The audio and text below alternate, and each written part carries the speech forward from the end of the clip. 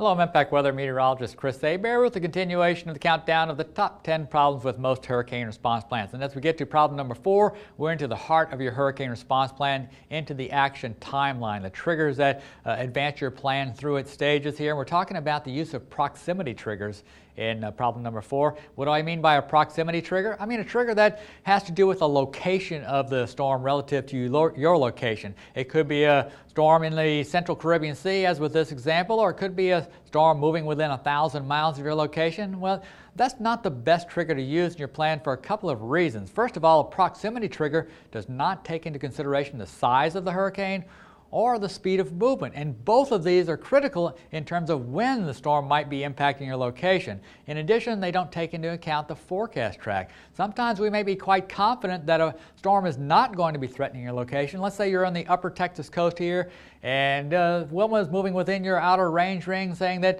in your plan now you need to take some kind of an action. Well, in this case, we had very strong winds aloft across the Gulf of Mexico coming out of the southwest, and we were very highly confident that Wilma was not going to track toward the northwestern Gulf, but that it would take a very sharp right-hand turn and go across southern Florida. Now, what's a better tool that you can use in place of a proximity trigger?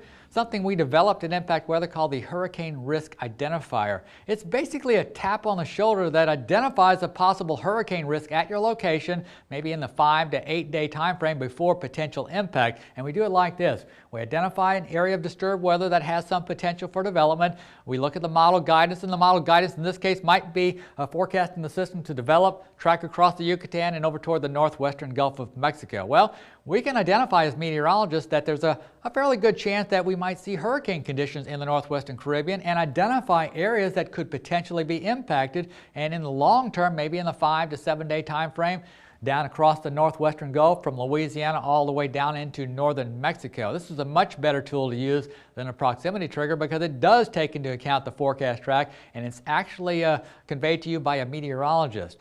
Let's take a look back at that hurricane response plan. So in place of that named storm in the central Caribbean Sea to activate phase 1 of your timeline, instead we use a positive hurricane risk indicator. If the meteorologist identifies a potential hurricane risk for your area, you need to pay attention and start the activation of your hurricane response plan. Well, thanks for viewing. I'm Impact Weather Meteorologist Chris Abear.